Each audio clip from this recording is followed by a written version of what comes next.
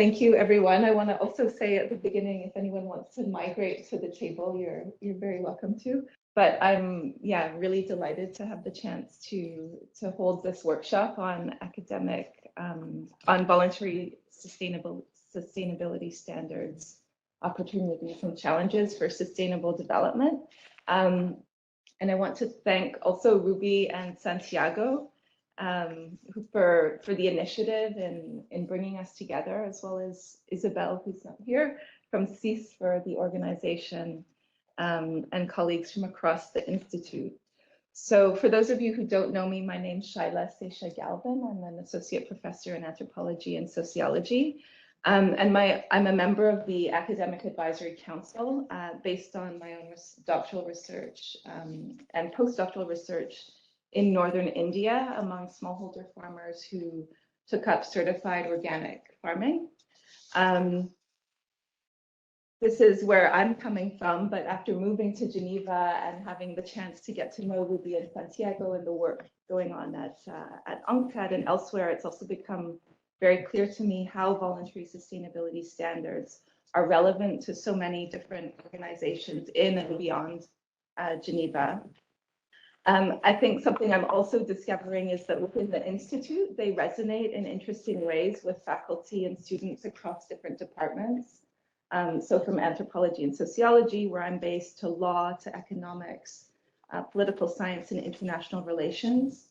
And they also are kind of a nodal point that connects some of our different research centers in the Center for International Environmental Studies, which is hosting this here, but also the Global Governance Center and the Center on Trade, Finance, Economies and Work. Finally, I think we have online members from the broader Academic Advisory Council, which is an international network of scholars and practitioners.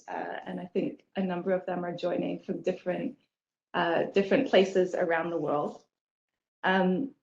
So the workshop today is going to consist really of about 50-50 presentation and then question and answer and discussion. And before we begin, I also just want to take the chance to introduce our speakers. So Axel Marx is Deputy Director of the Leuven Center for Global Governance Studies at KU Leuven. He's currently the co-chair of the Academic Advisory Council of the UN Forum on Sustainability Standards. And his research interests include voluntary sustainability standards, sustainable development, human and labor rights, and EU trade policy. Santiago Fernandez de Cordoba is chief of voluntary sustainability standards at UNCTAD, and he's coordinator of the UN Forum on Sustainability Standards, or UNFSS for short.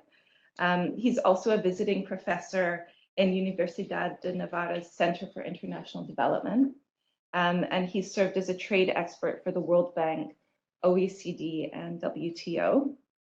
Charlene Deporter is a doctoral researcher at the Leuven Center for Global Governance Studies and at the Division of Bioeconomics at KU Leuven. And her research focuses on governance of trade for sustainable development, and specifically on voluntary sustainability standards as private governance instruments for sustainable value chains. And finally, Carolyn Deer-Birkbeck is director of the Forum on Trade, Environment, and the SDGs, or TESS, and a senior researcher at the Institute's Global Governance Center. She's also an associate fellow of the Chatham House and a senior research associate at the University of Oxford's Global Economic Governance Program. She has previously also served as an assistant director at the Rockefeller Foundation in New York, where she was responsible for grant making on intellectual property, trade, and sustainable development. So Santiago, Axel, and Charlene will be presenting the work of the UNFSS and also of the latest 5th flagship report. And Carolyn will be offering some comments to spark a wider discussion and Q&A. So with that, I'll hand the floor over to Santiago. Thank you, Shaila, for that great introduction, and for the Graduate Institute for hosting us here.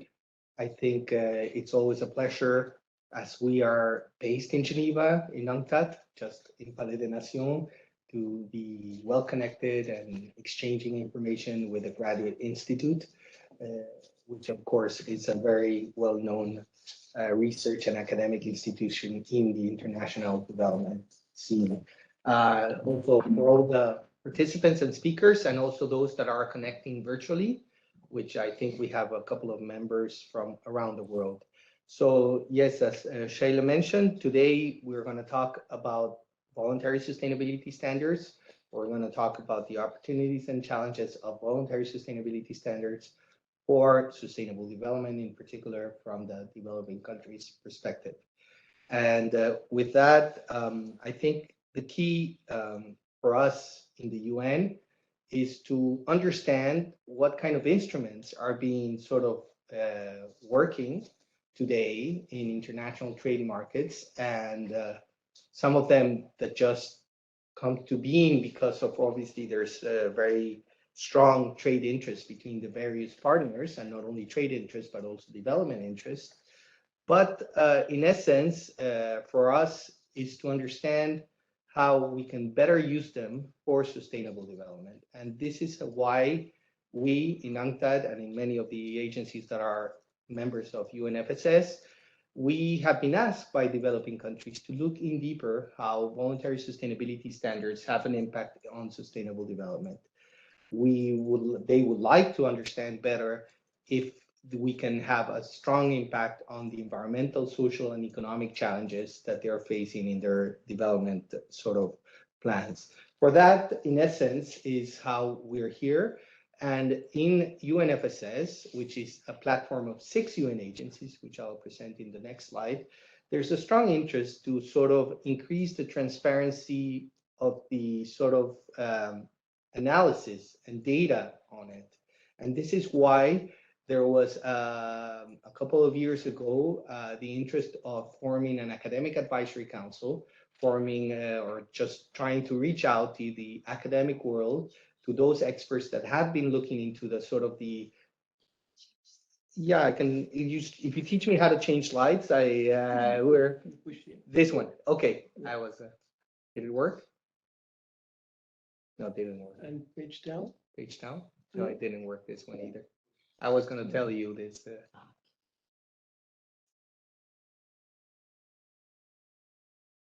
Maybe. In any case, yeah. Try to see if we can, or maybe we have a strong interest in the UN of putting the evidence forward of how these instruments can better support developing countries in their sort of developmental paradigm.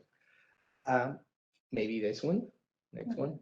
I'll take care. You'll take care of the interrupt the presentation. No, don't worry.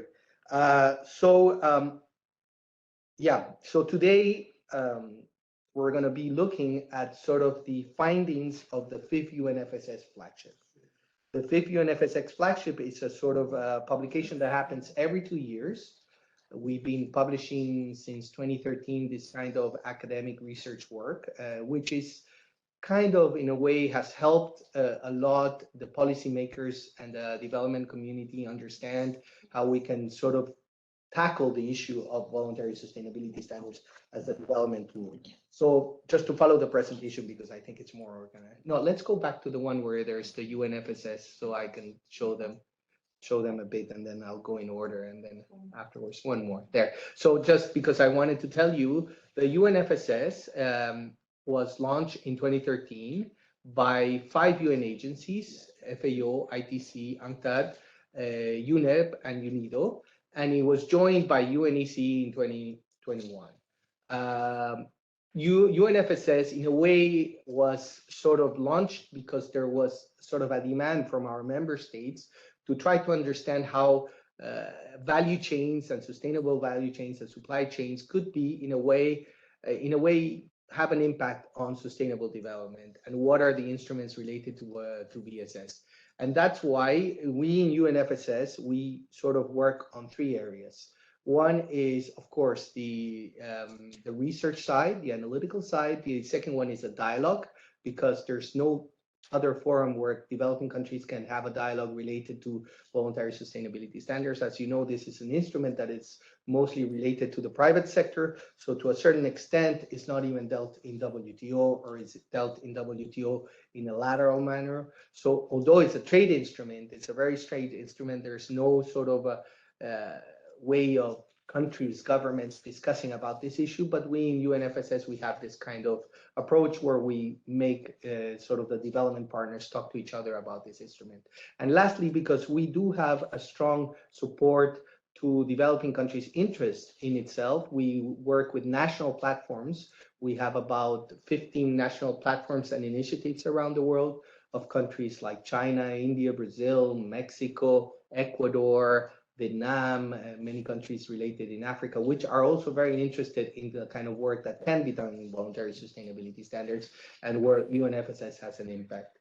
Let's go to the next slide. So I'll follow the presentation. And as I mentioned, in 2020, we took the initiative of launching an academic advisory council where we have sort of invited 25 sort of leading researchers in the area of voluntary sustainability standards from three perspectives, I would say, not only from the economic side, but also from the sort of environmental side, and also the social side of how these kind of tools have implications on human rights, child labor, minimum salaries and things like that, and questions that are very relevant for sustainable development. So this group of academic advisory council has been working with us, steering our sort of research and advising the 6 UN agencies in how we can put forward our research work.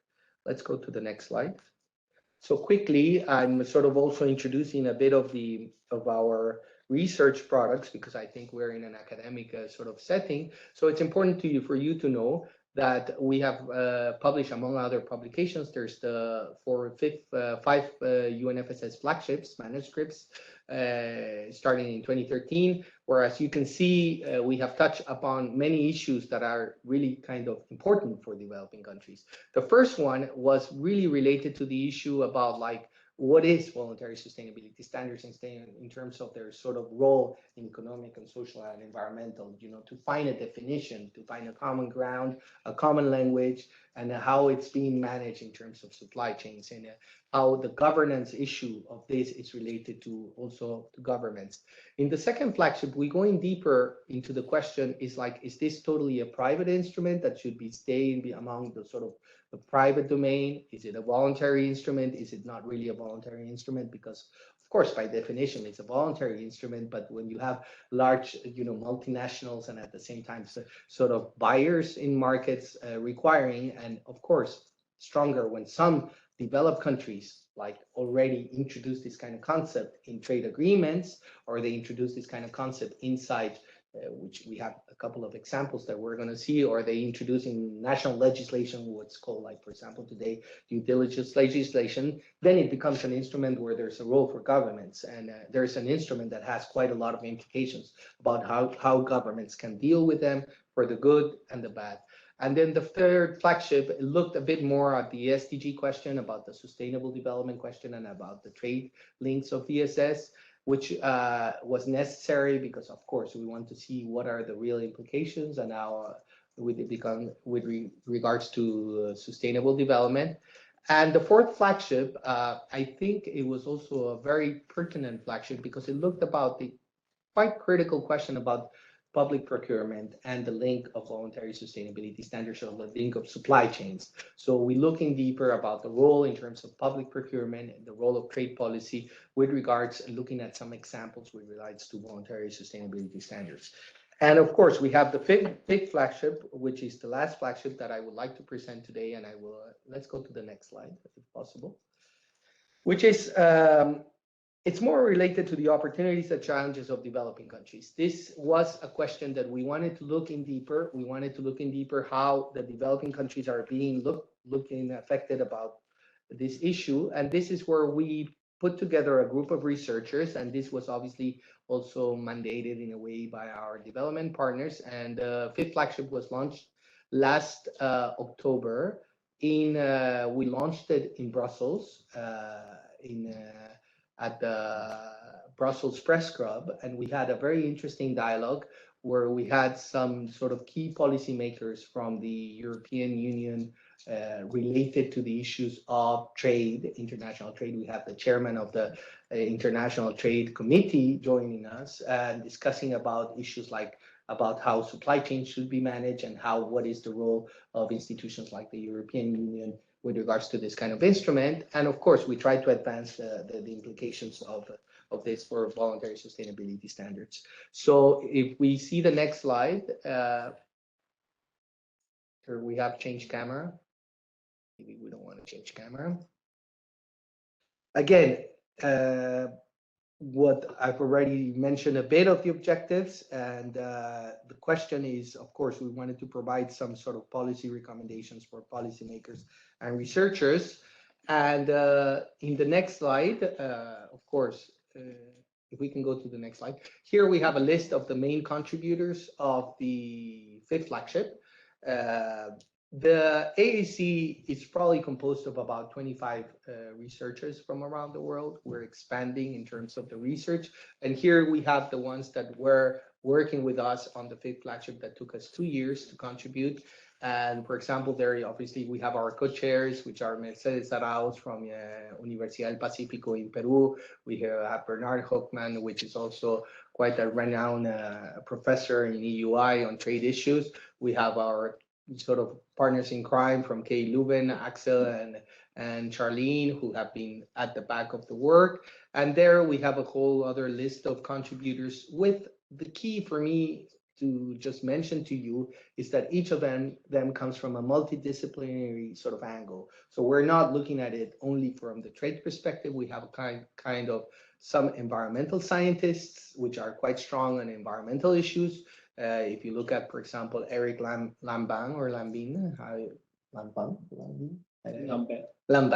who comes from the sort of environmental side. We have Miette Martens, who is also a professor with very strong social and economic implications of supply chains, and so on and so forth. The other contributors come from a different perspective. So with this, I would like to sort of pass over to my colleague, Axel, who will introduce a bit more the findings of the research, and we'll get the discussions going. Thank you very much for that. Can I change the slides myself? I just have to put on the arrow.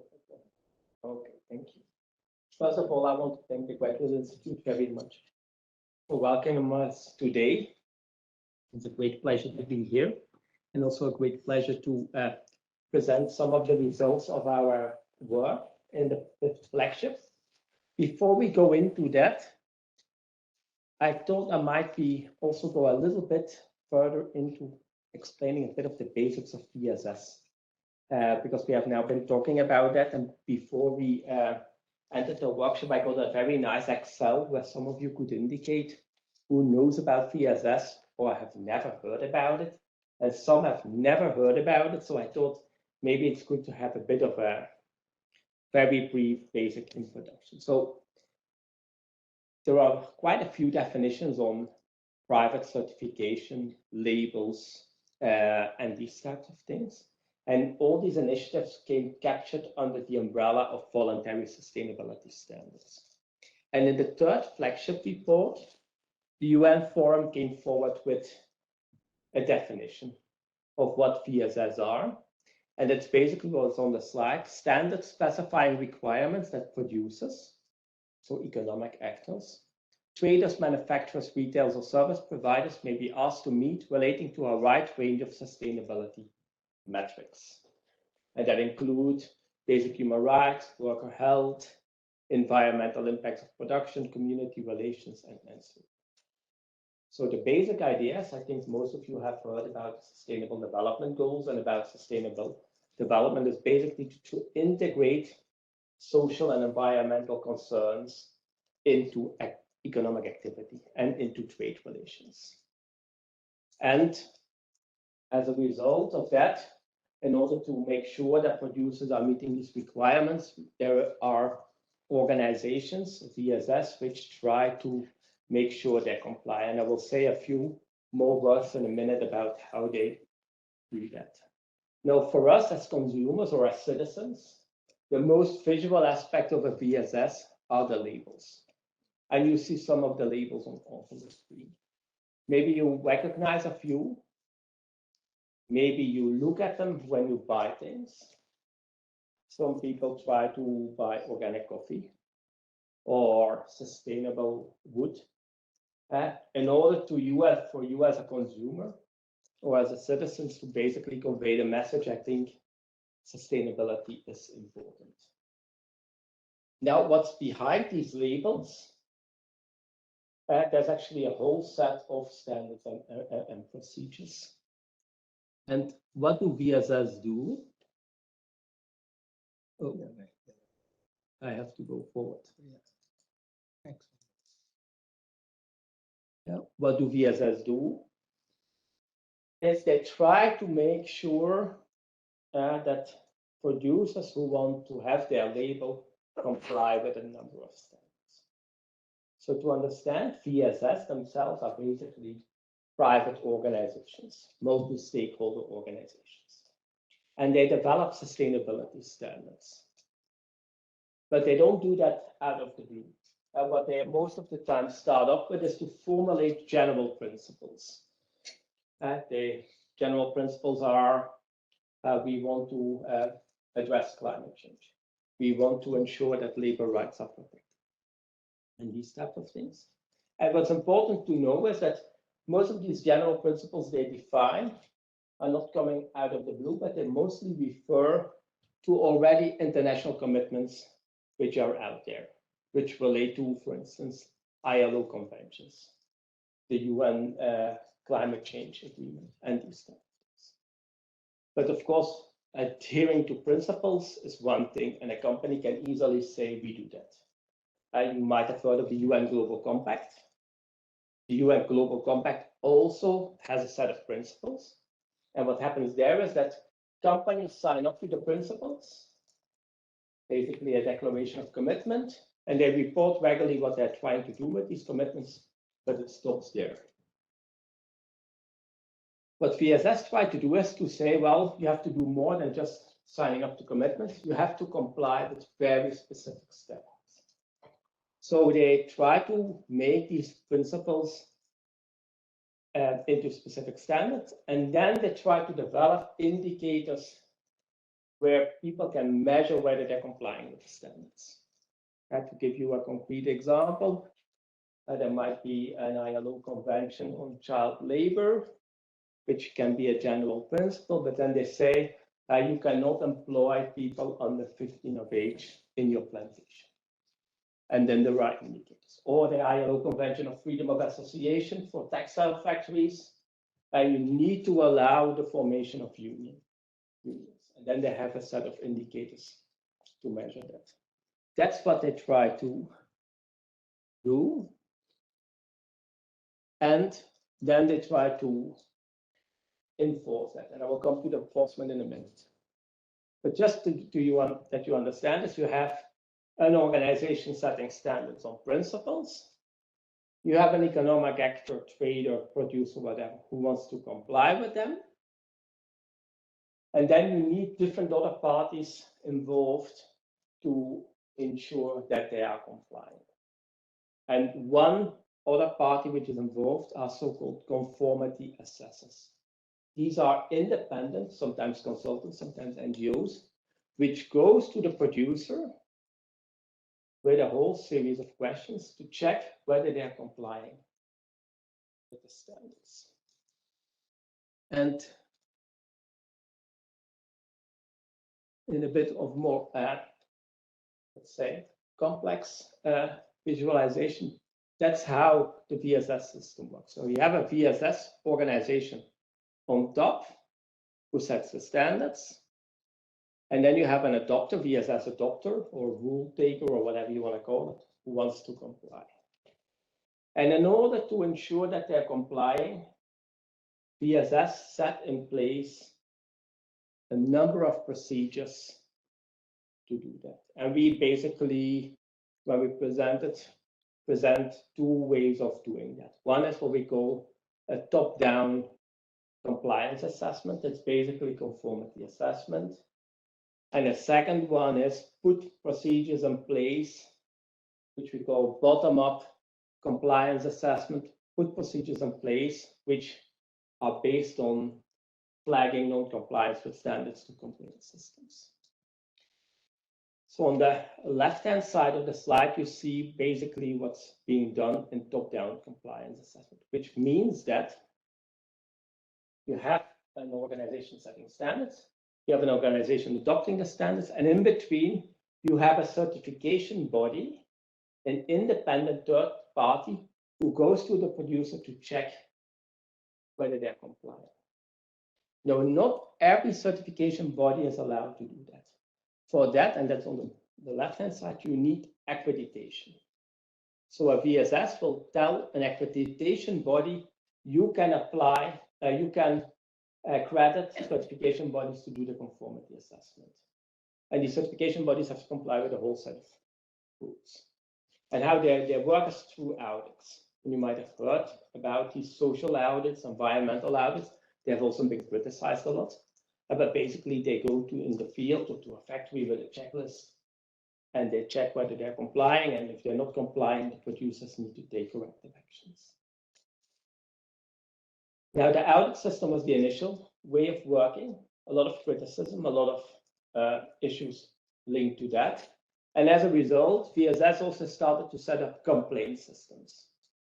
And these complaint systems are open to VSS adopters, but also external stakeholders. And they can say, well, we noticed that this factory is certified for producing sustainable textiles. They're complying with all types of labor rights and so on. But we know that they are not complying. Then you have a complaint system, you have a complaint which is followed up, and there's additional checks. So that's basically what VSS are and try to do. And these VSS, of course, have grown quite spectacular over the last couple of times. Now, Charlene will say a bit more about how these VSS have grown and how they are used, because in our first flagship report, we basically start off with that. We have VSS, and they're becoming increasingly important. So, maybe I'll stand there so I can see the screen. Yeah. So yes, as Axel said, VSS have gained increasing importance. You might be seeing an increasing number of labels when you do the groceries.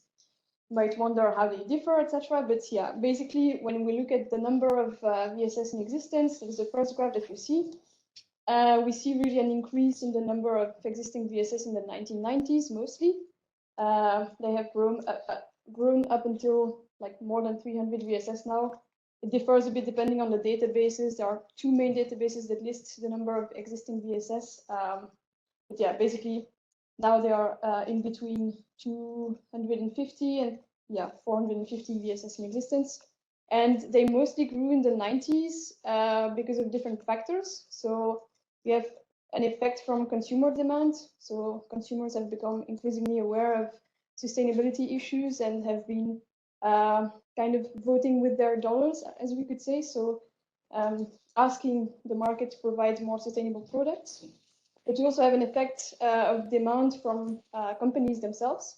So because in the 90s, a lot of NGOs have conducted campaigns, like bullying and shaming campaigns on companies, basically flagging issues on unsustainable production, on human rights abuses, etc. So companies have sought to protect their reputation, and they have been demanding some kind of system to show that their production is sustainable. And in addition to consumer demand and firm demand for business, you also have some effects of the fact that a lot of multilateral efforts to regulate sustainability topics have been kind of seen as failures, like the 92 Rio summit that has failed to come up with a binding regulation on deforestation, etc. So you really have a demand for systems to protect, to ensure sustainability and sustainable production. in particular. And so on the right graph, you can see that VSS are mostly active in the agricultural sector or the agri-food sector in general. Also now increasingly in the textile and garment sector. Now also in the jewelry sector and electronics, but that's just starting to pick up. So yeah, now they're covering a wide range of sectors. And if we look at the coverage in terms of hectares of production, for example, in the agri-food sector, it's quite easy to measure the coverage of VSS because you can really measure the size of plots of coffee, for example, that is certified. You can measure the share of global production that is certified. And so in the agri-food sector, it's becoming really, really important. So on the right graph, you can see that, for example, for coffee, we estimate that between 25 and 46% of global coffee production is certified, all VSS taken into account. For cacao, it's also very important: tea, palm oil, cotton, forestry, bananas, sugarcane, soybeans. So yeah, it's becoming a big thing. And yeah, in the fifth flagship, we really focus on the effect of VSS for developing countries. Because in theory, VSS can be seen as a tool for development, because they set up a set of rules that are linked to sustainability, and we want to assess what are the effects for developing countries, if it really has a developmental effect for them. So in theory, VSS can give access to markets and integrate producers into global value chains. So if I'm a producer of coffee and I'm certified, I can find buyers that demand certified coffee, and I can sell them my coffee. It also reduces information and transaction costs. So the fact that I have a certificate that proves that my coffee is produced sustainably, it allows the buyer, who will buy my coffee, to actually, he doesn't have to come and check if my coffee is indeed produced sustainably, because I have the certificate, which already does that job. So it reduces costs in the value chains. And so all that leads to an increase in income for producers because of these reduced costs, but also because sustainability standards are associated with premium. Very often, that's in theory, of course, but in theory, so if I sell my coffee as certified, my buyer will then be able to sell it on consumer markets with the label that you've seen at the beginning of the presentation. And I don't know if you noticed, but when you buy coffee, for example, that has that kind of labels, it always costs a little bit more than the regular coffee, right? That's what we call the premium. And in theory, that premium should go back to the producer to kind of reward him for producing sustainably. Because when you produce sustainably, you have to comply with a set of requirements, and that might cost some money to invest in more sustainable production practices. You have to change some things. So the premium allows you to compensate for these costs. And so this can increase the income of producers. And the fact that they comply with these sets of requirements, they can also make productivity gains, because very often these sustainability standards, they set standards, requirements on production practices that allows you to make productivity gains, like better water management, for example, the use of shade trees on some plantations that allows your trees to be more productive, etc. So that can also increase the income for VSS adopters.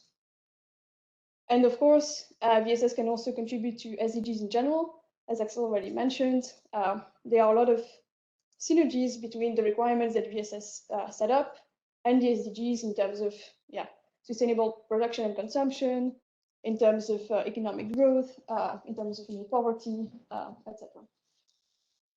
But the story is not that easy. And we see that there are a lot of barriers actually for producers, especially in developing countries, to adopt these VSS. In particular, we have the cost of certification and of compliance.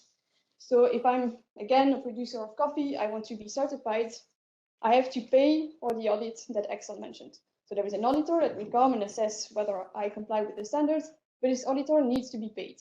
And the way VSS are designed now, it's the producer or the adopter of VSS that needs to pay for these audits. So that's one thing. And then, of course, there is also the cost of complying with the standards. As I said, some producers will need to adjust their production practices. This might require some investments, etc. So it's not that straightforward that any producer in a developing country can comply with it just because they might not have the financial means to do so. Then there is also a lack of incentives for producers to take up VSS. In terms of premium, as I said, in theory, producers get the premium because consumers pay a higher price. But in practice, we see that that premium is often captured by buyers in the value chain and does not trickle down to the producers. So in the end, if they don't have compensation for that, they might not be encouraged to take up VSS. But the lack of incentives also comes from the lack of demand for sustainable and certified products. Because in some value chains, for example, I've conducted fieldwork in Indonesia in the cacao sector very recently. And we see, for example, that we have very integrated value chains with strong, big multinational companies that basically buy all the certified cacao from the region and that afterwards sell it, process it, and sell it on consumer markets. And actually, what we see is that these buyers, they have quotas for certified products because the certified cacao only goes to some markets, mostly in Europe and in the US. But then they have quotas on the certified cacao that they want to buy. So sometimes you have smallholder farmers who produce cacao who are certified, but they cannot sell their cacao as certified at a higher price with a premium because the big buyer just say, we have enough. So that doesn't encourage these farmers to continue certification. Then another barrier to the uptake of VSS in developing countries is the socio-political resistance. So increasingly, we see that developing countries perceive VSS as being kind of rules that are imposed by developed countries, which are more sensitive to sustainability, etc. And a lot of VSS are set up in developed countries. And so these developing countries, they say, hey, we don't want you to impose these rules on us. And actually, this has led to an increasing number of national standards being set up in developing countries in response to these developed countries' VSS. Actually thinking, how will our governments, in a way, promote these incentives for national firms to actually adopt VSS? Because then, from an international point of view, it seems that are actually very big buyers who are in a way pushing the way for VSS because of reputation mainly, right? My experience has only been in the garden sector, but especially in the garden sector, right? Like you have all these like massive brands that are at the end even selling this premium when they just like add a tiny tag on like a shirt or a coat saying it was sustainably produced. So yeah, I was actually wondering how well are governments, or I don't know, maybe different ministries trying to push forward or like bring into the table the incentives that national or domestic firms really need to see, really need to find when it comes to VSS, and not just like be like that are seen by the international community, but actually perceive the benefits from like adhering to VSS. Mm-hmm. Yeah, well, there are some countries that are integrating VSS in their public procurement policies as well that we mentioned. That's something that we covered in the 4th flagship report. So there are some governments that are really supporting VSS and that are pushing for firms to adopt these schemes, also to act as proof of compliance. It's kind of a delegation to private systems in the end. But yeah, in developing countries, the story is a bit more complicated. For example, the fieldwork that I've been doing now in Indonesia, at the time, Indonesia was supporting these developed countries' VSS, but now they're really shifting to national standards. They're setting up their own standards, and they're also shifting their export markets. They are now considering expanding their export markets more to like south-south trade, more than south-north trade. So yeah, you have a lot of tensions in developing countries with regard to that. I don't know if you want to add something. Well, I think what's important is also to understand the way that VSS has evolved, and there's very interesting work and research on how you can look at all these VSS things. Many of them are sort of a civil society movements from the 1990s, where there was concern for certain things, for example, related to the maritime or related to the sort of the climate change issues, impacts, and things like that. Others were sort of more related to human rights issues and things like that. So there was a lot of civil society movements that there was a necessary link for that. Then it came a couple of them that were sort of, I would say, pushed by some type of initiatives in developed countries more related to the governmental interventions through maybe the WWF or things like that. And then you have sectors like, for example, cotton, where there has been quite a lot of interest for some developed countries, for example, Germany, to have a bit more of the sustainability issues related in the production of cotton that then becomes obviously, the textiles that you refer to. So the history is important to understand in each sector how they are related. Now, the reality today is that, yes, there is sort of some interest by some countries to push the sort of sustainability agenda through some of this type of instruments. So for example, in Germany, you have the Green Button Initiative, which is quite an important thing if you're a consumer in Germany of textile goods and things like that, which are more related to sort of the governmental policies. In other countries, not so much. But the question is, what is the role of developing countries' governments, in particular, as producers with regards to this kind of instruments? And that's where we kind of like try to put forward some policy recommendations, some issues to enhance the dialogue. But of course, it's a very sector-specific question. But it is, at the end of the day, the question that really brought us as a UN is double. One is what is the real impact in terms of sustainable development of this instrument, and then the second one, can this impact be sort of enhanced if there's more of a role for government participation in this kind of instrument? I don't know if you want to add or we continue. I think it's an excellent question, and it's also a complex one in the sense that there are some elements Santiago already laid out. In the fourth flagship, we have a section on some of the policy interventions developing countries can do to promote the uptake of VSS. And that then typically goes into instruments in relation to export promotion. So we have a few examples where we show that some developing countries' governments are providing incentives, either financially or through the licensing systems for the adoption of VSS. But that's, of course, only for a limited number of developing countries. It also depends on the export markets and the priorities of some governments, because as I was saying, I'm just taking the case of Indonesia again, but I think it's telling us a lot of things, is that their export markets to developed countries was really important, but they had a lack of enforcement capacities. So they relied also a lot on VSS to enforce these sustainability requirements to be able to export to developed countries' markets. But now their priorities are changing a bit. They have more partnerships with developing countries, so their export markets are also changing. So that relates to what Axel was saying. So it really depends on what the priorities of governments are and what their approach is then towards VSS, if they can see it as like a replacement, like they can delegate to them, or if they want to take ownership of these the enforcement of these rules. Maybe one thing to add, so the way governments go about with VSS can have very important consequences on the use of VSS. As Shalina needed a paper on the Forest Stewardship Council and the adoption dynamics of the Forest Stewardship Council. We basically looked over a 20-year period for all countries in the world where the FSC was certifying a lot of forests. And in general, that's a story of increase. They certify more and more forests. But we found some very interesting case studies, like for instance, Bolivia, where at a certain period of time, you had a very strong increase of VSS adoption. So a lot of forests were certified, and that was very much driven by government policies. Then a new government came in place. It took a very different approach to forest governance.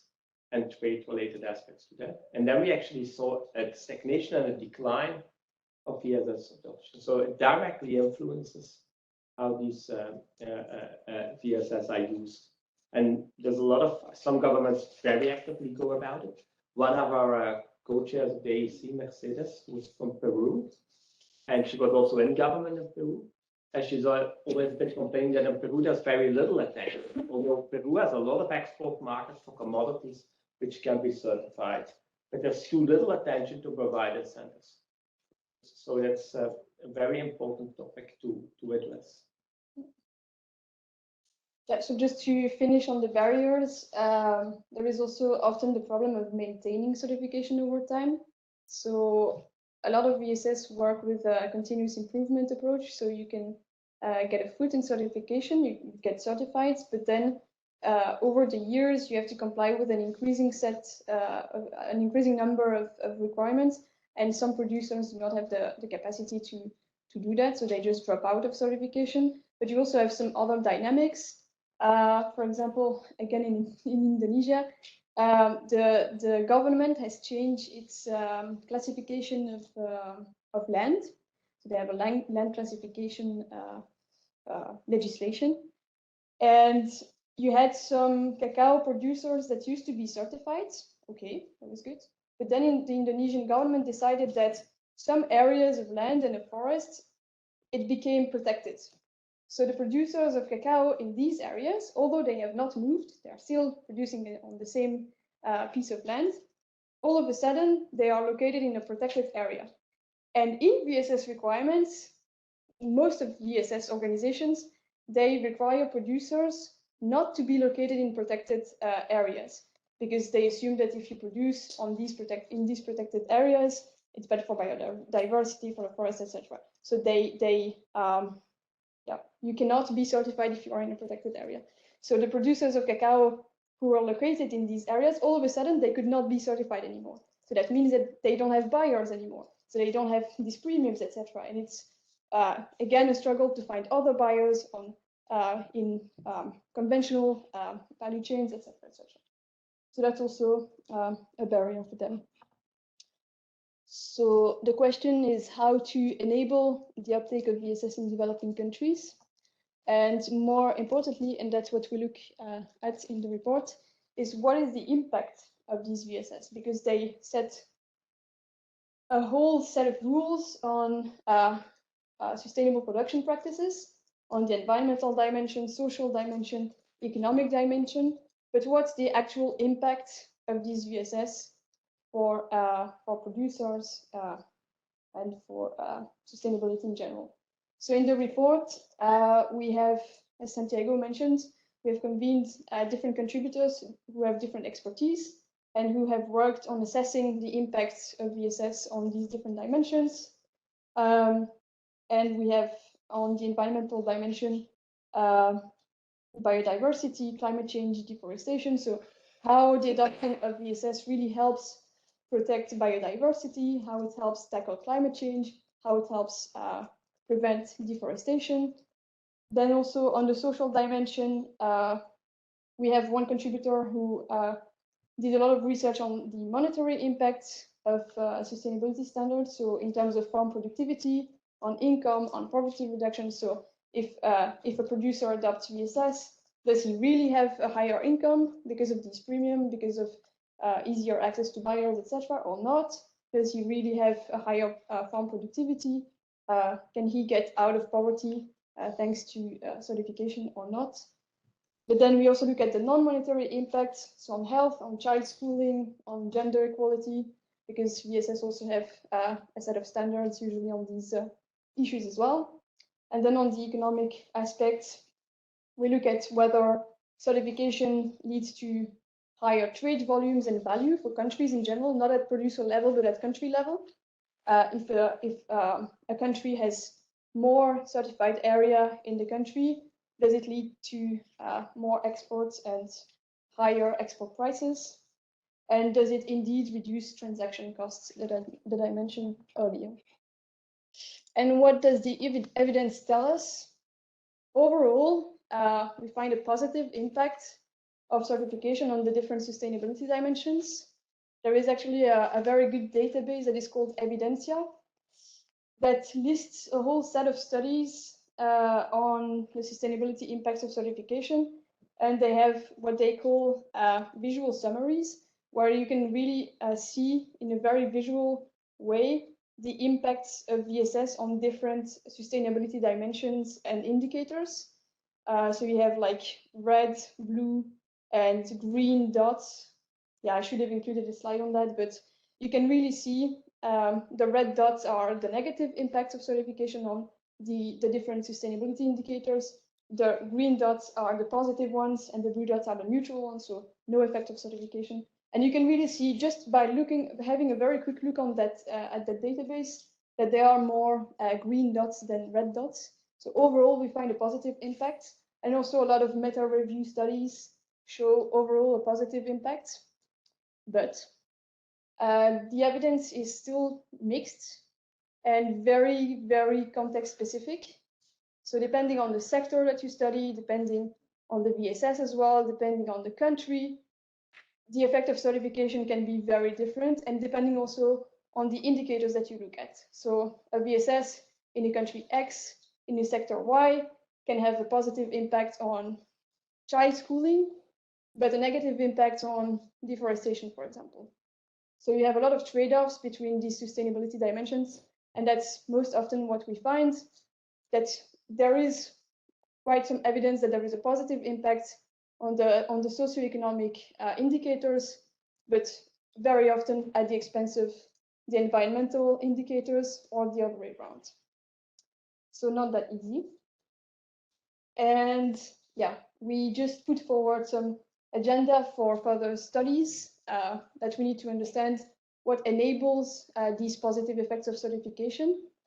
And very often, actually, in impact studies on VSS, a bit of the black box in the story is the compliance.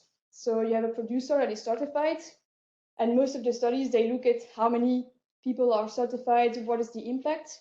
But actually, what is missing in the story is the level of compliance, because you can have producers that comply with the basic requirements to be certified, but then you can also go further. You can comply with the whole set of requirements, and you can really also like have a shift in your production practices that is beyond compliance. And that's a bit what is missing in the story. And there are now a few studies that are being conducted on to identify the elements, that the factors that enable higher compliance of producers with VSS requirements. And for now, what we see is that the price premiums are really the first factor that enables compliance. So if producers get a price premium for producing sustainably, they tend to comply better with the standards. So this in turn leads to higher impacts on sustainability dimensions. So we really need to understand these factors that enable compliance. But of course, this differs a lot between different VSS. So yeah, just so you understand a bit the different pathways for VSS to create impacts, I think we can kind of summarize it by the very definition of voluntary sustainability standards. So they are regulatory institutions because they set up rules, requirements, but they are also a market-based instrument. So if you comply, you can get access to buyers, to markets, price premium, etc.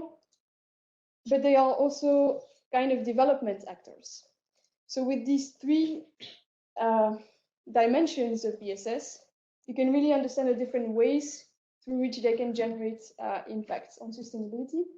So the first pathway is the regulatory intervention pathway.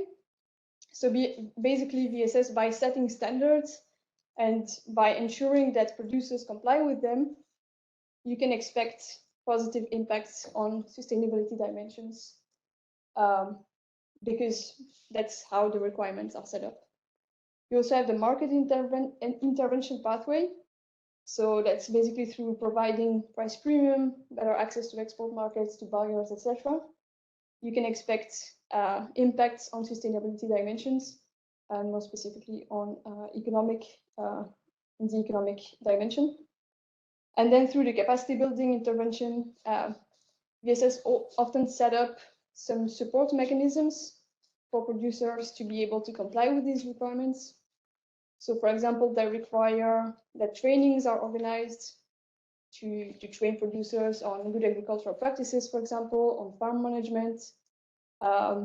They also themselves organize trainings and events to increase the capacity of producers to comply with the standards, to implement better production practices. And some VSS also have financial support, material support directly to producers. So that can also enable them to get access to credits, for example, or get material support in a very direct way, for example, through the provision of seedlings, that kind of things. And then the last pathway through which VSS can generate impact is the awareness raising intervention. So a lot of VSS organize workshops, or just through the fact that they have standards on different sustainability indicators that raises awareness about the different sustainability issues. So for example, a farmer that hears about certification, he sees the list of requirements that he needs to comply with. Often there is a short description about it, etc. There is training, there is some socialization on these requirements. So these farmers can learn about the importance of gender equality, of children's schooling, etc. And so that can generate through the internalization of these principles, that can also generate impact on sustainability. So, Charlene, I'm just aware of the time. I don't know, should we? Sorry. I don't know how you're doing, but I want to make sure we have enough time for Caroline and also we will. discussion. I will keep the last part a bit shorter. Okay. Okay.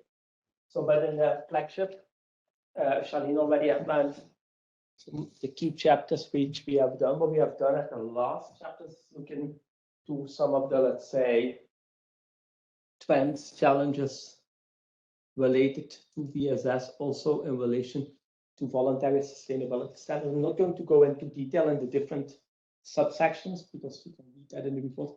I want a few minutes to focus a bit on what's currently happening in the area of due diligence. I will explain that in a minute.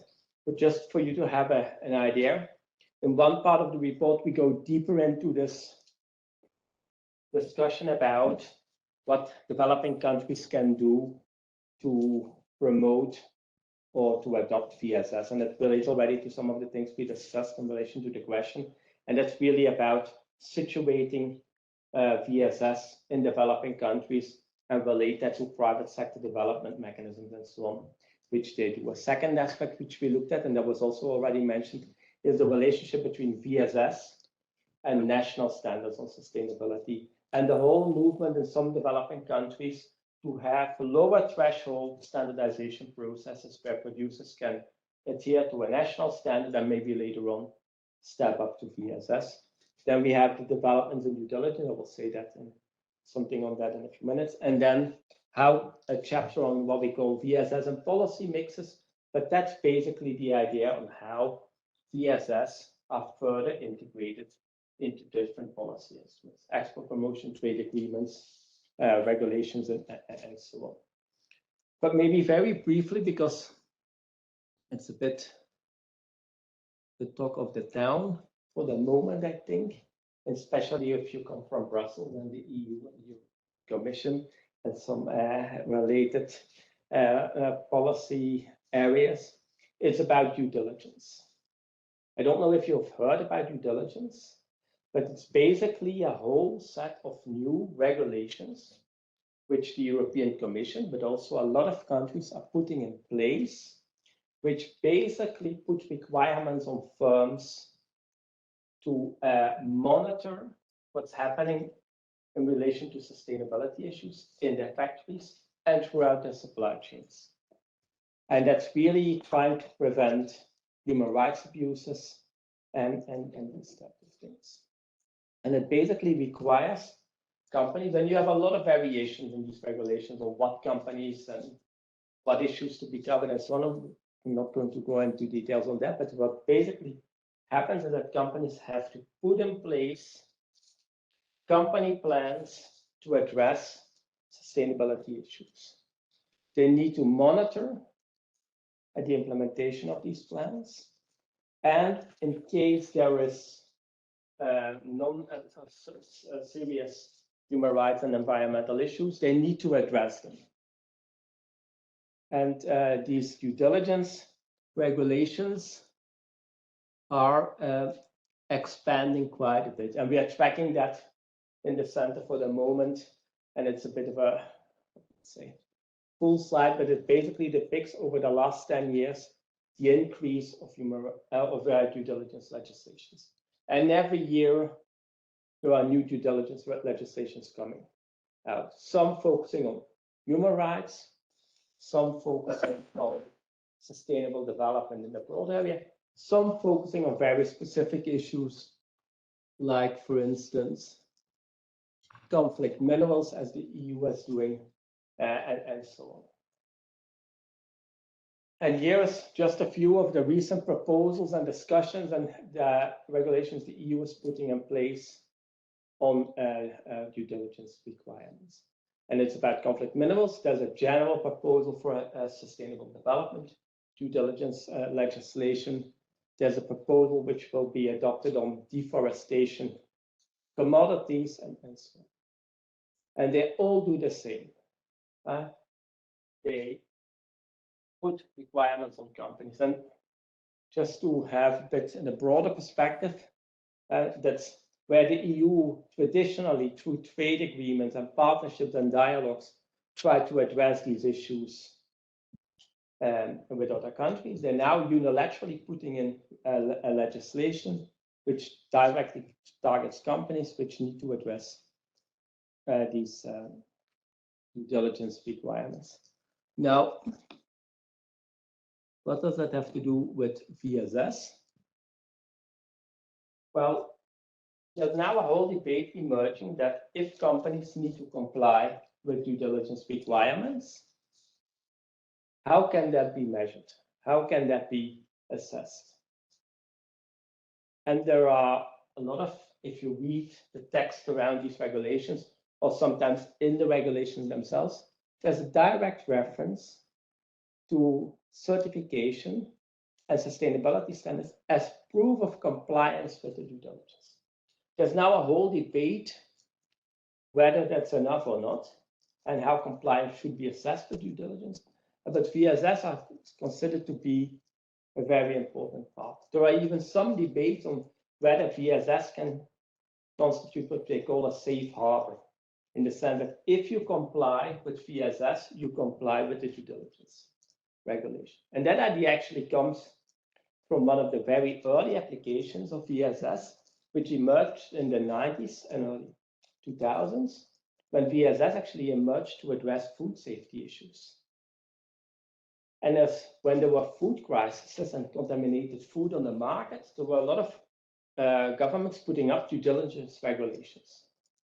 And as a response, certification schemes emerged, like Europe Gap and Global Gap. Global Gap is quite well known. And Global Gap was considered to be sufficient to comply with the due diligence requirement.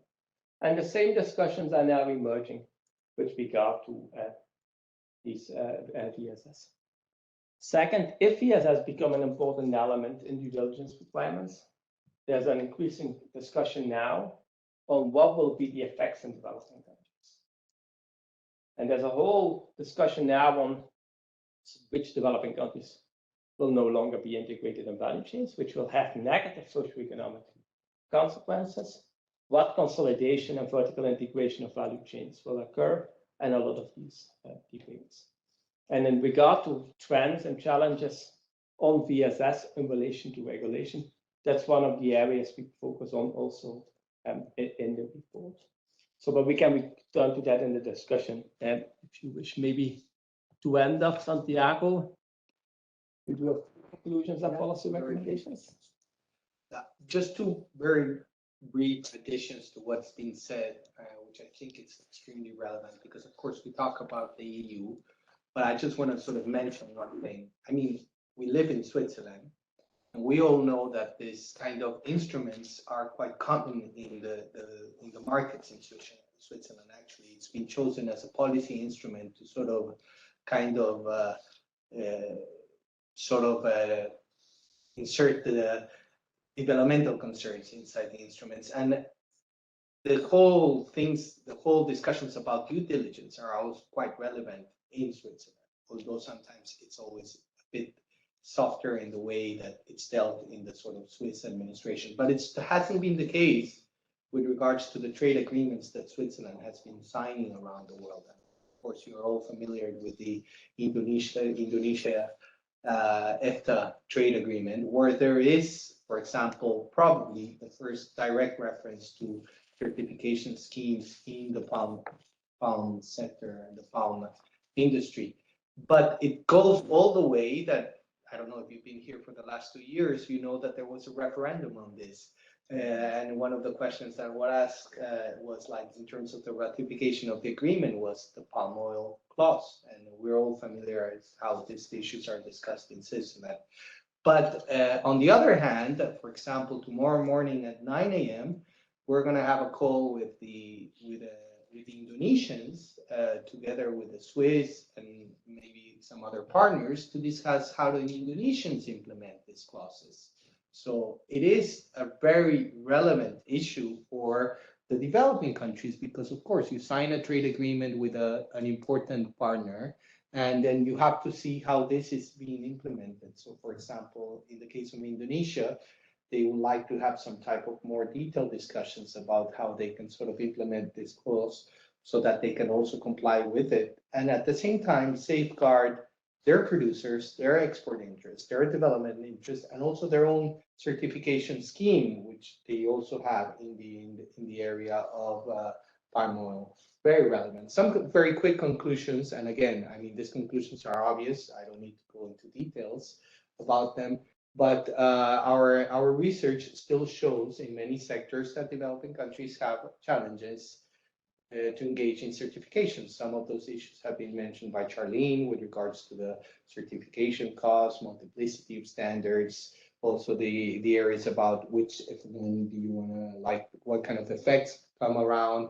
And this is related to the second, that where we have sort of some concerns or at the same time some opportunities about like what is the impact of BSS in the case of environmental, social, and economic impacts. And here, the need for further research, the need for more transparency is fundamental. And I do believe, and I mean, I've been around on trade issues, I do believe that if we don't push the agenda for more transparency in supply chains, we will not get the data for many reasons. I mean, obviously, if there's no obligation to report data, given that it's a voluntary sort of instrument, in essence, people don't report it. Data is not public, and data is the money, and money is also something that you don't want to share. So there needs to be sort of a more comprehensive sort of push by the international community, by regulators, for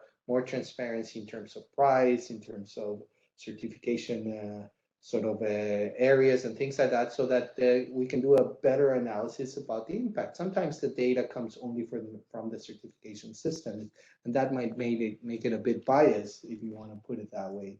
You're telling the world that your scheme is the best, and that's the whole discussions that we always have with certification schemes. If you look at this in the deforestation, where we know that there's only 2 certification schemes to dominate the market, you tend to see like a duopoly, where the information is not transparent and things like that. And then, of course, we've seen a bit of the examples of how it is very relevant. And to conclude and open the dialogue, I mean, I already mentioned some policy recommendations where we would like to see some more transparency. We would like to see a bit of reduction of the market imperfections that we are there, you know, because of course, by not being transparent, by not being a market that's regulated in a way, it becomes, there's a lot of market imperfections.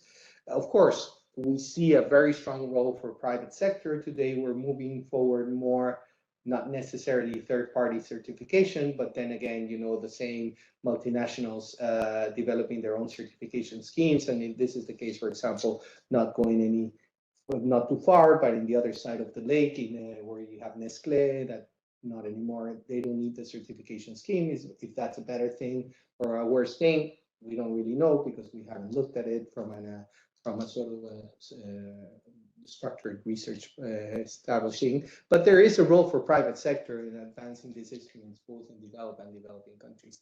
Of course, you've seen that there's a lot of certification schemes, and at the essence, there's a cost. Maybe there's more interest for mutual recognition or having more exchange of information between the standards. And of course, that's something that's important. And of course, we need to continuously development, continuously facing new challenges. And now we see the talk with issues like due diligence, which was not there at the top of the discussions maybe 3-4 years ago, but now it's relevant. And of course, developing countries need to have a wider understanding of this implication. Let me stop here, and of course, back to you, Shaila. Maybe you want to start with the questions and answers. Well, we have also Carolyn, who will give us comments and reactions, thoughts to spark the discussion. So, yeah. Great, thank you. Well, as I've been listening, I keep deleting and rewriting notes because, I mean, the thing I wanted to say about your report is it's extraordinarily comprehensive, which is excellent. And it also just shows the complexity. You know, I keep writing down 3 bullet points, and there's 7 bullet points, and there's 8 sub-bullet points, you know, in the sense that it's really hard to capture all of the issues. But I think you've really well balanced the idea that, you know, there's tremendous opportunity in these standards, but also just tremendous challenges with implementation, and they fit in a wider political context. And I guess that's what I thought that I could add, because I think I can't really add anything to your analysis of the VSS issues themselves. But so in my work at TEST, which is the Forum on Trade, Environment and SDGs, our work is focused on trying to foster inclusive international cooperation on sustainable trade, and mostly working in multilateral trade context and mostly working directly with government officials. And of course, standards come up everywhere in that discussion as there's pressure to shift to more sustainable trade. These issues of standards is central. And the one thing that I would say, which is really difficult, is in terms of language, is people refer to voluntary sustainability standards, which is really often shorthand for ones in the agricultural sector. And yet there are others in other sectors, you know, like in the textile sectors. And then on top of that, you have international standards organization standards, which they refer to as voluntary standards. And then you have many environmental groups casually refer to standards when they really mean regulations, you know, so they want to see standards in their trade policies. What they're really talking about is regulations. And the reason I mention that is that it's not just a conceptual issue for sort of academics and how one frames a paper. It's a really challenging issue diplomatically, because people are talking about apples and oranges. Like a VSS is quite different to an international standard set by ISO, but the ISO is still not an intergovernmental standard. It's an international body, but it's not the same as an intergovernmental binding obligation you might find in an MEA or treaty, where governments themselves have bound themselves or negotiated these. So in the ISO, some of the parties are indeed government backed or government established standards organizations, but some of those organizations are also comprised of private sector actors. So it's a very messy field is the starting point, I would say. But I think the 2 key things that what I think is really important to come back to, and I think you said this right at the beginning, Santiago, is we just have to keep focused on what's their real contribution to sustainable development and what's the role of governments in this picture. And so in the trading context, one thing I would say is that it's from the point of view of governments, and particularly developing country governments, they see all of these trends as interlinked. So when a government hears voluntary sustainability standards, a developing country government, I think for them, it's very linked with whether they're due diligence standards or ISO standards or labeling requirements. They're all part of or investor requirements. These are all part of a set of pressures that they face, and fundamentally they feel they're unable to keep up with, not just in terms of financing, but also in terms of having access to the technologies often needed to adapt to new production processes or to verify, show compliance with standards. So the one thing I didn't hear so much about today was the technology aspect. And in the trade context, governments talk about this all the time, and it becomes increasingly important in sectors beyond agriculture where there are also standards. So in textiles, in plastics, around carbon and climate, your ability to meet standards is often dependent on your ability to access at an affordable price the relevant technologies. And there's even more concern when the standards imposed are ones that rely on you having access to a particular technology. That's particularly the case with carbon standards. If you know, so I think that sense of this is multi-sectoral for them is really important as well. So one of the things I was just going to mention is that they fundamentally, I think in the trading regime, what we've had in the last sort of 5 or 10 years is a shift from the idea that it's a north-south debate around environment issues and a recognition from developing countries that they have to grapple with environmental concerns, partly because they have impacts nationally on their productive capacity and on their economies, but also because if the global economy is moving towards being greener or decarbonized or whatever, they have no choice if they want to participate in that global economy, but to get to move. And so I think for them, it's less a question of whether, but how can they be competitive players in that? So one of the things we talk about a lot in our work is that no developing country wants a two-tier economy where they're shut out of the most competitive, cutting edge and profitable markets because they can't keep up. But we have a risk of that two-tier thing. As you said, some companies also will, you could export your green stuff to Europe and export all the non-green stuff to somewhere else in the world. And I think that bifurcation of markets is something we should really worry about, especially as the fastest growing markets for many products are in developing countries. So if you can export your non-deforestation free products to China or to Saudi Arabia or to the Middle East, and the requirements not be there. So I think for me, what that pushes us towards is more and more is this idea that we have to foster a more cooperative approach to the design of these standards. And what we hear over and over and again from developing country governments is not an opposition to having standards, but is having a greater role in the design and in the design of them, including things like what are the criteria, how can we show these are relevant to local circumstances, and how can they have transition and get access to the technologies and finance that means that they can be competitive in these, and not just for a small sector of their economy. The other thing that they mention a lot in discussion is that for many developing countries, MSMEs are the driver of their economies.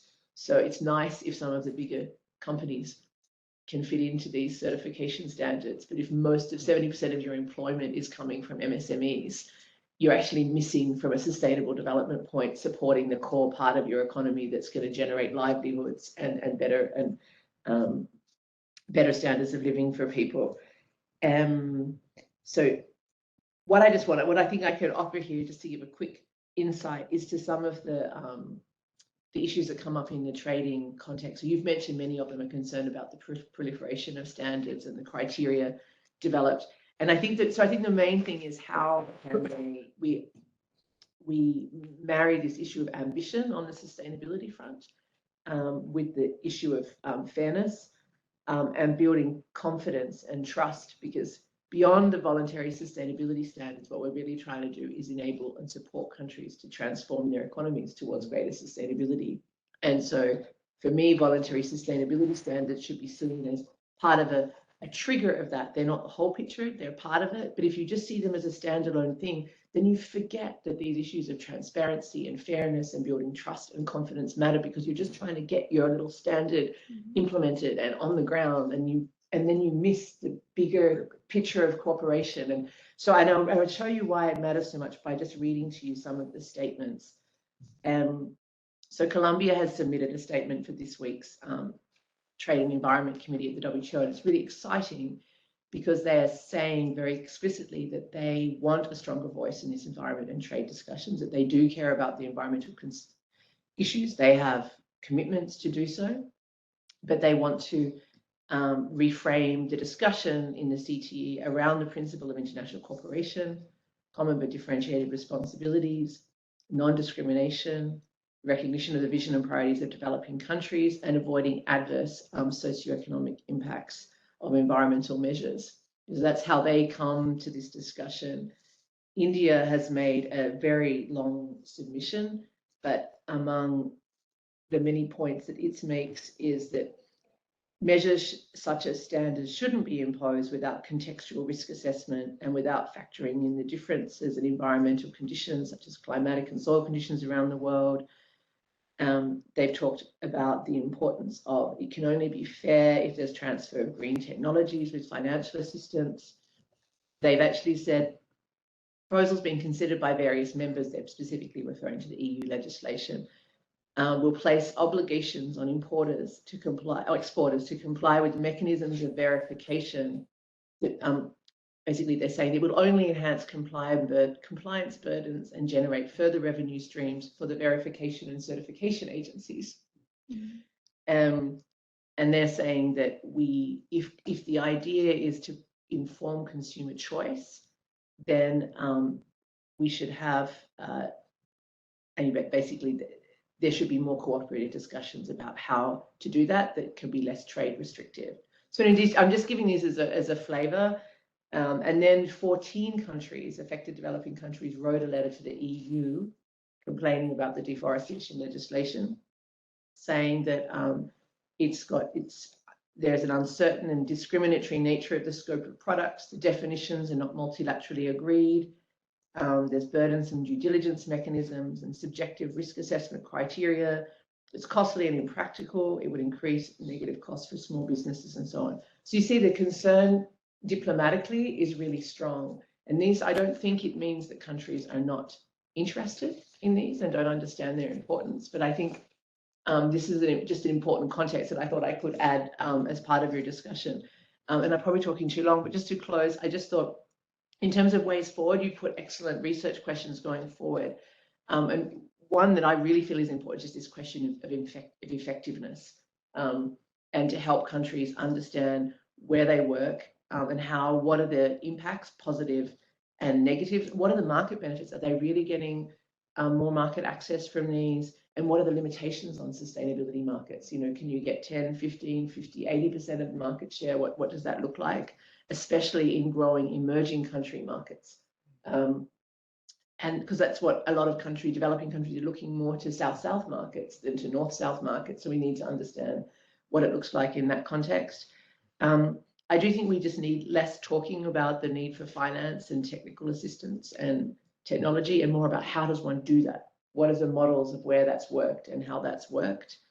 And likewise around mutual recognition, I take the point that there's not sufficient coordination. Mind you, I'm always hearing about initiatives to better coordinate the sustainability initiatives. So I'm not sure that that ever involves the governments. I think it's more the initiatives among themselves. Anyway, I don't know if that's helpful. I had lots of, one thing in good news, I just wanted to end with. And so in the context of all of this concern and confusion, I think what's really good, at least in the WTO context, is that 76 countries are involved in a process of what they call the structured discussions on trade and environmental sustainability. And one of their areas of work is to identify and compile best practices in promoting sustainable supply chains and addressing the challenges and opportunities arising from the use of sustainability standards, in particular for developing country members. So there's recognition that these standards are out there, but I think it's a strong desire for there to be more cooperation and for governments to have some more oversight in a way that then they can help their business sector comply. If that's helpful. Yeah, no, thanks so much, Carolyn. I wonder if maybe we could also open up for questions, comments, both also online. I know there's participants online, but those in the room too, and maybe collect some questions, comments, and then have a chance to respond. Yeah. Thanks for the insightful conversation. I just had a question mostly pertaining around, the need for standardization around the communications of these, voluntary sustainability standards. So, for example, I'm looking at that water bottle over here. Evian, it has the carbon neutral or climate neutral claim on it, and I think even though it's being sold widely across Europe right now, there's a case in the US against this claim, saying that a lot of the it's being neutralized using offsets, carbon offsets, and it's not more about carbon reduction. There's not much being done about reducing the carbon footprint in its production. And Carbon Trust is probably one of the most credible, organizations in this space. So just wanted to understand, and very specifically towards these claims such as carbon neutral or net zero carbon footprint, and how if you feel there is a need for any sort of standardization in terms of what claims can be used, what claims are can be substantiated, and what cannot. Maybe we can take other questions. Were there any online or no questions? Okay, go ahead. We'll take these two. Yeah. Yes, well, I'm Nicole Vargas. I'm studying here at the Graduate Institute, and I'm actually writing my thesis on the challenges that small and medium companies face on ESG implementation, and I'm focusing in Bolivia. So basically, I'm right now on my research phase, but what I'm facing, or like what I'm finding, it's how especially small and medium companies or family companies, which do represent the biggest workforce in Mexico and in Bolivia, they're facing the challenge that they can't find who is going to take care of this ESS implementation or this standard within the company, because they usually, for example, some family companies are like 10 people working. So they are like throwing the ball of like who's actually going to take care of this implementation. So I was wondering that in the research, you found like some good practices of like how small and medium companies actually overcome this challenge. Thank you all very much for coming. It's a lot to take in, so I will just pick up maybe on the thing that we discussed last on the fairness issue. Considering that most of the decision makers in this sense, be it private organizations or governments, are based in Europe or the US, to what extent we should be talking about legitimacy issues as well. And then in addition, maybe on how this report came to being, I was just wondering how the dynamics have been incorporating with the different governments and different stakeholders. And maybe I can add one question and comment. Speaking as an anthropologist, and I think like Charlene, having done fieldwork and sort of from in my own research, being very aware that in a sense we have this category of VSS adopters, but that within that there's a whole range of adopters who are implicated very differently, right? Within governments, within private sectors, but also among the producers who are implementing these standards. And I'm just wondering kind of in terms of how we frame VSS, and I understand it is framed in a particular way vis-a-vis trade and so on, but whether there's a way of centering producers themselves, right? And what sustainable development and sustainability means in that context. So it became, I think, some of the issues you raised, Charlene, right? About navigating quotas, navigating changing land classifications. I've also seen this with navigating, for producers, navigating different kinds of standards, right? That they have to comply with. That in some sense, what sustainability looks like and what it means in the actual context at the kind of coalface of having to implement these standards or comply in some sense may mean something very different from sustainable development or sustainable trade here in Geneva at the WTO, right? And so I think in some ways this boils down to top down. One might characterize it as kind of a top down perspective, but I actually wonder if the ultimate goal, as we say, is to realize sustainable development meaningfully, right? Whether we also need to kind of think about a more encompassing kind of perspectival shift that is looking at sustainability from different vantage points. But yeah, I think there's a number of questions on the table, comments. So do you want to take some time to respond? Who wants to go first? Can I just add one more? It's already a question, but just a reflection that we didn't get to before was that when you were talking a little bit about legitimacy, I mean, I think one of the bigger challenges is, I'm really stepping back here, is for many developing countries, what they face for 20, 30 years is lack of market access, especially for value-added products, right? And so in that context, the idea that then they're facing, more restrictions at a point where they still face tariff escalation, that it's harder, which means it's harder to export, value-added products than it is to export raw materials or processed food than it is to unprocessed food. And then just as you start moving up the value-added chain, people start saying things like, actually, we don't like your plastic packaging that you've just spent the last 20 years building an industry to wrap your avocados or whatever to get access to our markets. We don't like that anymore, but no, we're not going to give you the technology to use recycled plastics or whatever it is. So there's this, so I think that market access category is that underlying, that's the context we have to fit into. And that also even on things like subsidies, that a lot of developed countries are pushing consumers are pushing sustainability standards, very well intentioned, but their governments are also massively subsidizing agriculture in ways that also distort markets, which means that developing countries can't compete, and they can't compete on price, and now you're adding extra burdens on price. And these are not, I don't think a lot of farmers are opposed to being more sustainable. Most farmers understand sustainability very well, but I think when it gets to the governments and the governments are having to try and find a way through this, you end up with a very angry debate. But part of the reason it's so angry is because of this context. I think that's important to bear in mind somehow. I don't know what that adds to the discussion, but I think it's.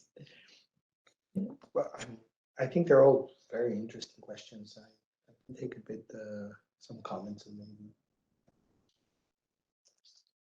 Whatever you want. I'll go first. What? You go first. I'll go first. I think one of the key issues here, and I think it links a bit to these comments of fairness, is really the understanding of what we're talking about. And I do feel that Caroline has quite well said about the issue about the concepts, definitions are not at all well understood by many. And it's fundamental to see that really the trade world that we see here in Geneva, or that it's more sort of related to the trade ministries, doesn't really link to the sustainability standards world. And that's obvious, having been a trade economist for 20 years and then trying to move into this voluntary sustainability standards world, which is very much in a way a civil society sort of initiatives, that there's lack of understanding. And this is one of the reasons that we're really trying to push forward an understanding. The trade world is not, or the trade negotiations, although there's really like a very obvious reality out there, is not really being followed. So for example, issues like what is an ISO standard, what is an ASTM standard compared to what is a fair trade standard, or what is a sort of a better cotton initiative or things like that, or rainforest alliance and things like that. It's really a question that comes down to sort of understanding. You can do it by definition. One can be talking about sort of a multi-stakeholder approach to the development of the standard.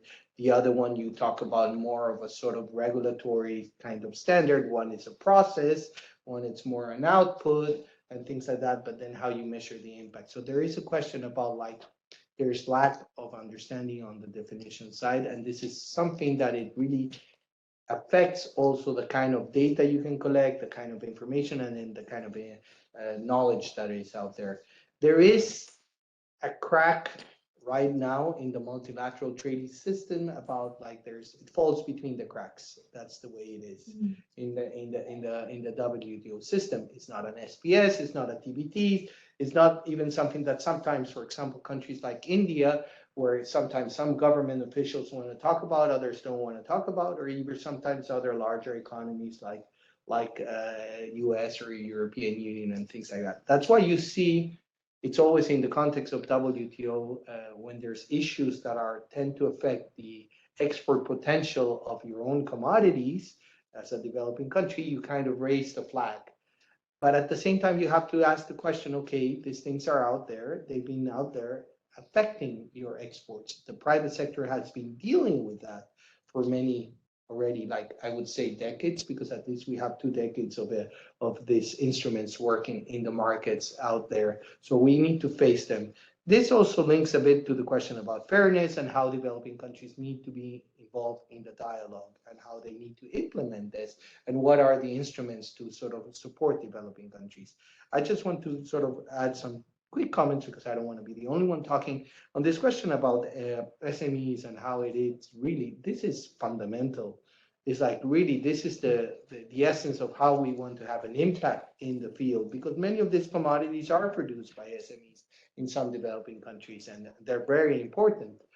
My experience, and maybe Charlene also has experience in countries like Indonesia, is that some of this family-run business, at the end of the day, of course, they try to reach and like get themselves to the standards of all these standards like ISO, whatever it is, all these trade rules, and so that they can export their products. And then they find themselves that this is not even enough to sort of reach the markets because they don't reach the access markets, because maybe they're also being asked as all these other private standards. So there is a need to sort of look how governments in developing countries and developed countries can sort of support these SMEs. And this is something that needs to be looked at in a more closer way. Right now, it's mostly left to the sort of like, if you're going to get a fair trade certification, how fair trade in its own capacity kind of supports the producer, supports the family-run business in terms of complying with their fair trade certification. And this is the reality. Maybe is it a good thing or a bad thing? That's another question. But it's something that it needs to be looked at more in a sort of in a more structured manner. The kind of work that we do and sort of the links to the process, and this is my last comment.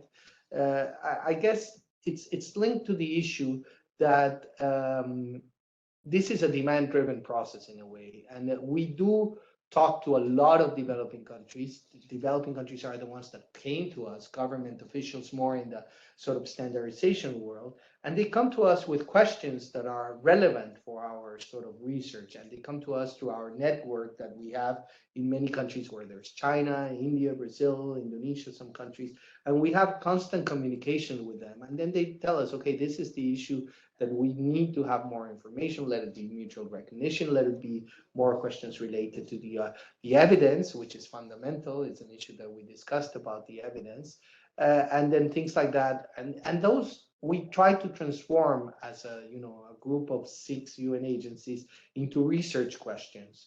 We found that it was obvious that, I mean, this is quite relevant because we did not feel that it's an issue that we need to do the research internally in the UN because we probably find that there needs to be the capacity for it. That's why we sort of looked out for the academic world where we could look at sort of their own work and we could link with them in terms of answering these questions that we were getting from our member states.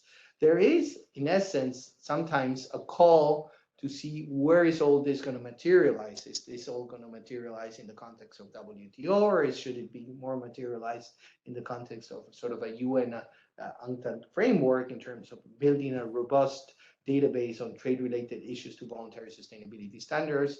We specifically were agnostic because it's supposed to be member states that decide. But until there's sort of a more consensus among member states that these are issues that need to be looked at more deeply and more constructively, we're still following a bit our own sort of work in terms of questions that affect developing countries that we need to look at. So that's sort of in the process of how this research comes together. It took too much time. You want? Yeah, just to add on the SMEs question and the capacity of families to implement certification, I think that's a very relevant question, and it also shows and links to what you were saying, Sheila, on in the end, who is taking up certification, who needs to implement it. if we talk about, if we look into value chains that are highly integrated, it's often buyer driven, and you have these big companies that impose certification and that kind of select producers that already comply, that already perform well, and that already produce in a sustainable manner, which also poses questions about the transformative potential in the end of sustainability standards, because if these companies just pick the producers that are performing really well, then you leave out all the others and you don't change anything in the end. But indeed, in value chains that are not integrated in that way, there is a lack of organizational capacity, and in the end, yeah, who is going to take the burden of certification, because it costs money, but it also takes a lot of time to fill in all the forms, etc. It requires a lot of skills. So there are a lot of VSS that also rely on group certification, for example, that encourage producers to create farmer groups, for example, or to join in cooperatives, so that they can join their efforts and increase capacities to handle certification. But of course, in different countries, it can also vary a lot in terms of effectiveness, because in Peru, for example, I know that farmer groups and cooperatives are very strong, and in general, they are well organized, but you see really a strong difference with Indonesia, where cooperatives, it's just a mess. It doesn't work. There's a lot of problem related to corruption, etc. So yeah, there is no right or wrong answer. It's just, I think it also links to what Santiago was saying in terms of providing support and the role of governments to increase organizational capacity of the doctors. You have to take the claims question. Yeah, Which I avoided. Yeah, I just wanted maybe to add on the SME question, because you asked for best practices. I think one of the areas to look at is, for instance, group certification. You have it through cooperatives, but also, like, for instance, the Forest Stewardship Council. They also saw that, especially for what they call the chain of custody certification, so that's basically all the actors after the wood comes from the forest. There were a lot of SMEs working in there, and they were having a hard time to get a certificate. And then they created a group certificate where you can actually pool knowledge and resources to get a certificate, and then everybody in the group is covered by that. You also have some examples where the SMEs create communities of learning. But these are very ad hoc ones. But especially challenging for SMEs who wanted to enter value chain. That's not like if you have a value chain where you have to deliver to a large company, they will put a requirement on you to comply, and then you comply. But if you are starting up a business, you want to enter, you need to find ways to get certification. On the false claims ones, that's a very interesting one. It also links partially to what Caroline said about proliferation of standards and how to recognize standards and these types of things. And there's actually a very big issue, because Charlene showed the slide of the increase of standards. And that presented a little bit the basic model of how they operate. But actually behind that there's a huge variation on how standards work. And in the beginning days of standards, there was quite a lot of literature on greenwashing, because you saw a lot of labels popping up, and actually they made false claims. A Dutch colleague who unfortunately died a couple of years ago, Frans van Baarle, he did once a study on halal certification in the Netherlands. And he's found around 50 halal certificates. But none of, or very few of them, really had a set of procedures behind them to check whether the food was really halal. So we had a lot of greenwashing. And that also triggers, of course, then debates and claims on false claims. The issue is there's, I think, multiple ways to go. One is, of course, let law does a job and try to make sure that you cannot put false claims in the market, and if you do it, you can help to be account. But the other thing is, and that relates to what we said before on recognition systems and these types of things. It's still a huge area for further development, because if you want to use more VSS, and you want to integrate them in public policies. How can you distinguish credible from non-credible standards? And that debate is actually already quite old, and it's not being really settled, but who needs to distinguish credible from non-credible standards? The EU currently in their, let's say, due diligence wave, they put on different recognition systems, but that's a little bit of proliferation then again of recognition systems. So it's an area where there's obviously, I think, need for further international collaboration, and also to have very clear guidelines on what can be considered a credible standard. Then, Sheila, on your question, I think there's already some literature on, let's say, shifting the focus also on producers, and we're always trying to make producers more sustainable, but producers are not always taken into account in this whole debate. You know, you have the work by Elizabeth Bennett looking at how producers engage in the standard setting process, actually showing that they're not engaged, but they have to comply. And I think it's a very, but it's actually also for us academics to shift a bit that agenda, and to also really focus on producers, the way they produce, how they engage in the sustainability debate. And one of the things when Charlene talked about socio-political resistance against VSS came from research which was done in Nicaragua by one of the colleagues, who actually showed that there were a lot of farmers producing sustainably, but they don't want to have the label because they did not really see why they should prove that they are what they have been doing already for 20 years needs to be labeled by an external organization. And so you get a bit of these contentious dynamics in this whole system. And actually, I think a very interesting area for further research. And it actually also links a bit to your comments on the claims now coming from developing countries, India, Colombia, and so on,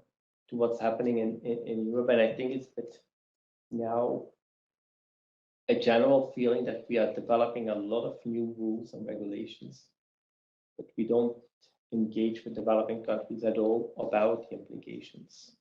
And then you get, of course, these comments like what you do is actually creating a new market for consultants.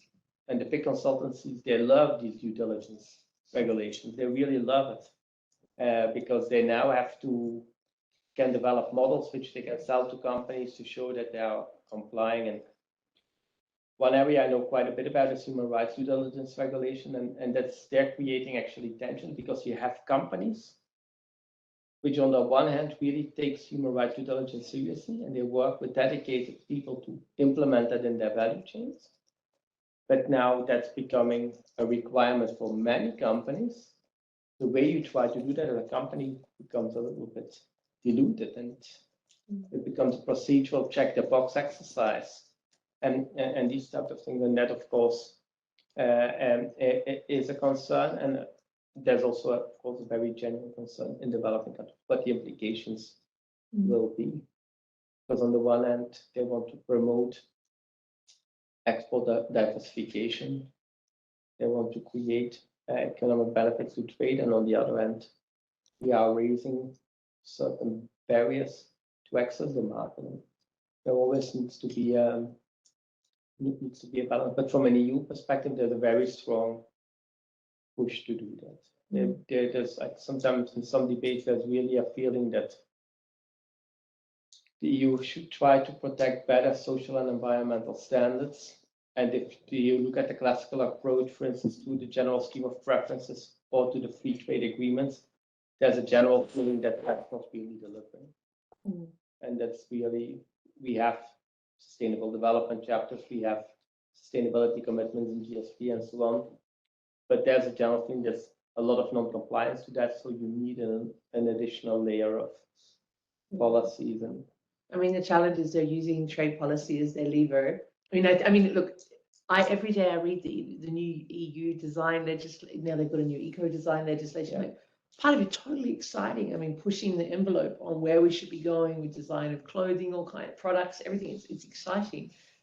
And at the same time, this is the same governments and stakeholders and advocates who are not making sure their governments are delivering on climate finance or finance under any of the conventions that is necessary to just shift production in developing countries.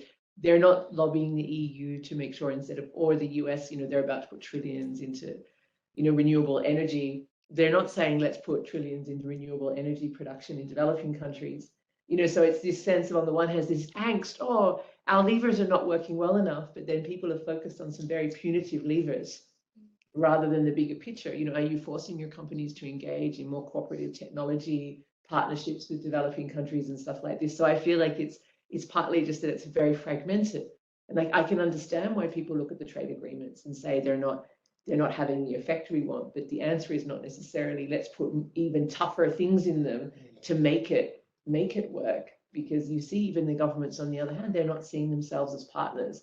And the trick is, how can you engage them as partners so that they see themselves as saying, yeah, we want to be part of this. Once you start getting statements like these that we see, it shows that they, they're not.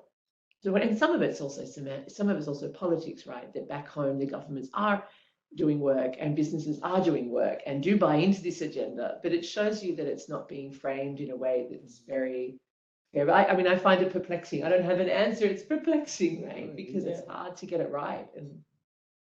But I do think we have to speak back to some of the environmental advocates and say, people agree with you. The question is, how do we do this in the way that's most likely to deliver the results we want on the ground in a time frame that's fair, and in a way that's reasonable? And I don't have the answers. Maybe all of you do. That's maybe a good place to close. Yes. I know that we've come to 12 noon. I think if I can just add one final reflection, is that in a way we frame this as opportunities and challenges, but I've actually been thinking a lot more about risk and the way in which risk is experienced, both Carolyn and what you were saying, and the kind of risks that developing country governments see, but also, that speak, I think, in real ways to what producers experience when they're navigating shifting regulatory landscapes, shifting standards regimes. And so I think thinking with risk in this too is also something we can continue to do. But thank you everyone for Can I just say Yeah. one pitch, because I forgot. We just published in December, I call it a handbook and Axel doesn't like it. It's a VSS in international trade, and it's on the UNCTAD website. And it's a manuscript that describes all this from a more of the sort of the basic theory, what's behind it. So it's not really oriented to the policy, but the understanding. It's now available in English. It'll be available in the 6 UN languages, and it's obviously in the UNCTAD website. It's called VSS in international trade. And I guess, what was the other publication? We're coming up with a new publication, which is called SWOT analysis, strength, weaknesses, opportunities, and threats. I guess the threats becomes a risk, or we should have already are there, but it also looks into the sort of the risks of VSS, which will be very soon also published in and that was my pitch, my commercial pitch. Can we also do one commercial pitch? Because if you're really interested in having a bit more, we developed a massive open online course on sustainable trade, which has a lot of good voluntary sustainability standards. And you can find it on the edX platform. Thanks very much for being here. Thank you. To Axel, Charlene, Carolyn, Thank you, Carolyn. yeah, Santiago. Thank you. Thank you. All right. Thank you.